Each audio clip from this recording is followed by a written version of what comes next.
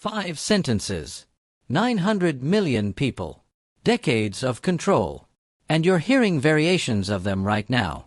At work. On social media. In your own thoughts. Words aren't just communication, they're weapons. They shape beliefs. They direct behavior. They create entire systems of thought. Mao Zedong understood this perfectly. His most famous quotes weren't just sayings, they were tools of mass control. But here's what makes this fascinating. For every quote designed to control millions, there's a teaching designed to free individuals. Same human mind. Opposite intentions. Today we're examining 5 of Mao's most powerful quotes, and contrasting each one with Shi Hangyi's teachings. By the end, you'll recognize these control patterns everywhere. In your workplace. In social media. In your own thoughts. Let's begin. Mao's quote, "Political power grows out of the barrel of a gun." On the surface, this seems like a statement about military force.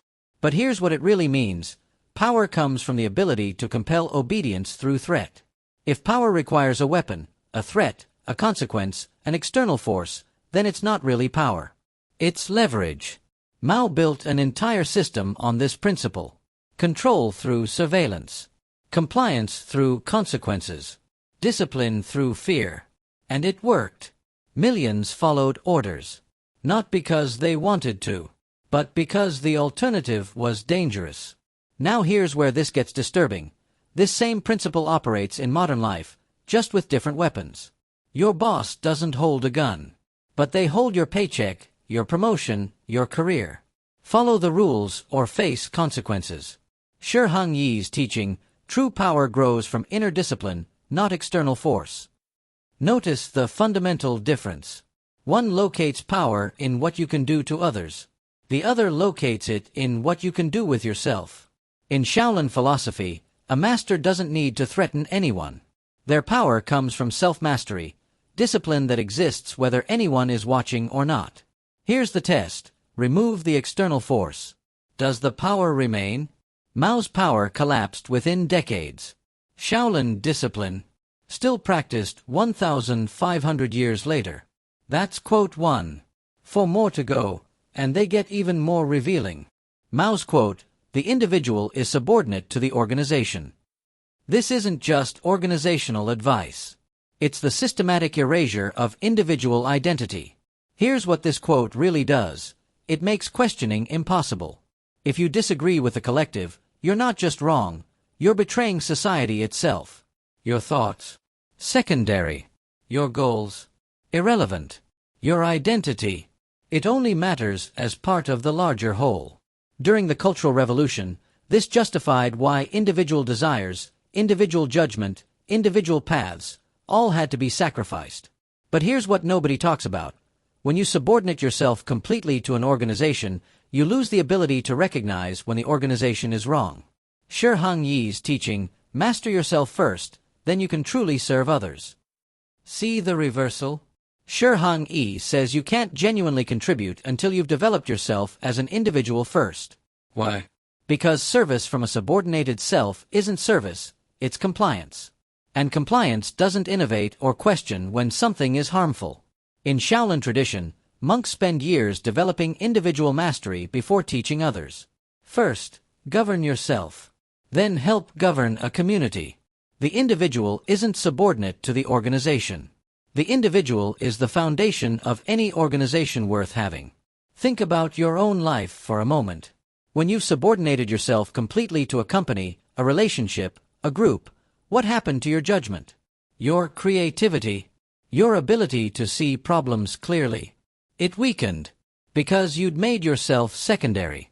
Quote 2 reveals the danger of losing yourself in the collective. But quote 3. It's the one that runs your entire culture right now. 3 more quotes to examine. Mao's quote, "Revolution is not a dinner party." This quote sounds noble. It sounds like a call to seriousness, to commitment. But here's the real message. Expect conflict. Always. Forever. There is no peace, only struggle. Mao used this to justify constant political campaigns, constant purges, constant upheaval. If revolution is perpetual struggle, you can never rest.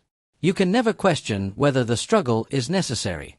And here's the psychological trap. If life is defined as struggle, then peace becomes suspect. Harmony becomes weakness. This creates a culture of permanent conflict. You're either fighting or you're failing. Look at modern hustle culture. Rise and grind. No days off. Different words. Same psychology. Hang Yi's teaching, peace begins within, not through conflict. The Shaolin approach inverts this completely. Yes, training is difficult. But the goal isn't struggle, it's harmony. You practice martial arts not to live in conflict, but to end it.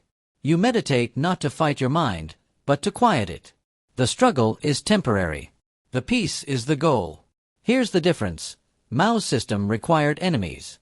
Always someone to struggle against. Hang Yi's system requires no enemy. You're working with yourself, not against others. One system needs perpetual conflict to function. The other seeks to end conflict entirely. Think about which one creates lasting discipline. Quote 3 down. And the next one. It's already controlling how you think right now, and you probably haven't even noticed. 2 more to go. Mao's quote, learn to look at problems from different angles. Wait, this sounds reasonable, right? Looking at problems from multiple perspectives is good critical thinking. Except here's what Mao actually meant. Learn to look from the angles we tell you to look from. During the Cultural Revolution, different angles meant class struggle analysis.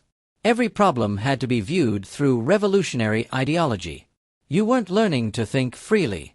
You were learning to think within approved parameters. Modern version. Think outside the box, but only in ways that serve company goals.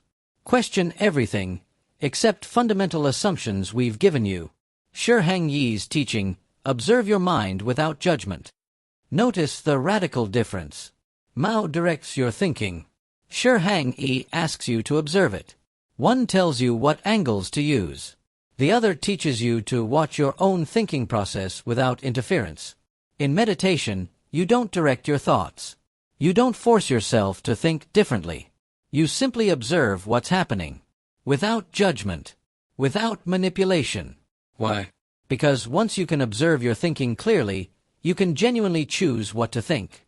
Not because someone told you to, but because you've seen your mental patterns and consciously decided. Directed thinking creates dependency. You need someone to tell you what angle to use. Self-observation creates autonomy. You see your own mind clearly enough to direct yourself. 1 quote left. And it's the most dangerous one, because it makes you disappear completely. Here's how.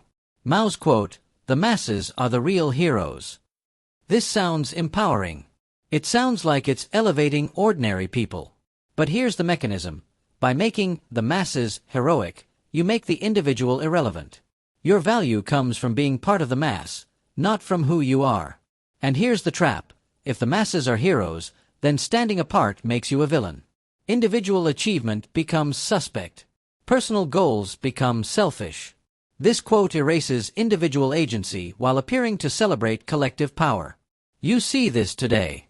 We're all in this together, which sounds nice until it's used to shame anyone who questions the direction.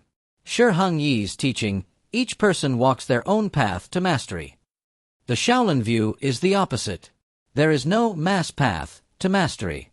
There's only your path, your practice, your discipline. Yes, you train alongside others. Yes, you learn from teachers. But ultimately, mastery is individual. No one can walk your path for you.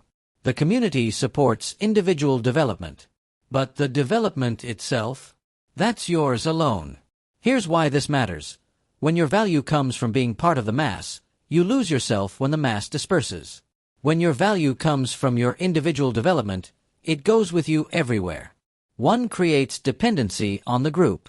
The other creates portable, permanent self-mastery.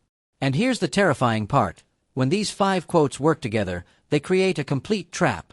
You can't think outside the system because quote 4 directs your thinking. You can't stand alone because quote 5 makes that betrayal. You can't rest because quote 3 demands struggle. You can't prioritize yourself because quote 2 makes that selfish. And you can't resist because quote 1 holds the weapon. That's not 5 separate quotes. That's one complete prison. And that's all 5 quotes. Now let's compare the patterns. So here's what these 5 quotes reveal: a complete system of control. Quote 1, power through external force. Quote 2, individual subordinated to collective. Quote 3, life as perpetual struggle. Quote 4, thinking within directed parameters. Quote 5, identity through mass, not self. Put them together and you get externally enforced, collectively defined, constantly struggling, directed thinking with no individual identity. That's not discipline. That's dependence. Now look at the contrasting teachings. Power through self-mastery. Individual development first. Struggle toward peace. Self-observation without direction. Each walks their own path. Put those together, internally generated, individually defined, seeking harmony, observing freely, with complete personal agency. That's not control. That's autonomy. Here's the uncomfortable truth. Both systems exist in your life right now. Your job might operate on Mao's quotes. Your social media definitely does. Your education system probably did. But you could choose Shi Hangyi's approach anytime. Develop yourself first. Seek peace, not struggle. Observe your own thinking. Walk your own path. Same choice every person in history has faced. External control or internal mastery. The quotes reveal which system you're in. Your response reveals which one you choose. Here's what nobody tells you. You can't escape these quotes by knowing about them. You escape them by practicing the opposite teachings. Every single day. One quote at a time. One choice at a time. One moment of self-mastery at a time. The quotes are designed to make you dependent. The teachings are designed to make you free. Which language will you speak? These 5 quotes controlled 900 million people because they created a complete psychological system. Not through violence alone, but through language that shaped how people thought about power, identity, and themselves. And similar quotes, different words, same mechanisms, are shaping minds right now. So here's your challenge. Listen to the language around you this week. Are you hearing Mao's quotes in different words? Or Shi Hangyi's teachings? And more importantly, which set of principles guides your own self-talk? Because the quotes you repeat to yourself determine whether you're building control or mastery. If this analysis resonated with you, if you're ready to recognize these patterns everywhere and choose differently, then join us. We're building a community that understands how language shapes reality and refuses to be shaped without consent. Drop a comment. Which quote did you recognize in your own life? Quote 1, 2, 3, 4, or 5. Let's discuss. And if you want to keep unpacking how forced versus chosen discipline plays out in every domain of life, hit subscribe. Because we're just getting started. Until we meet again, keep questioning, keep choosing, and keep growing. See you in the next one.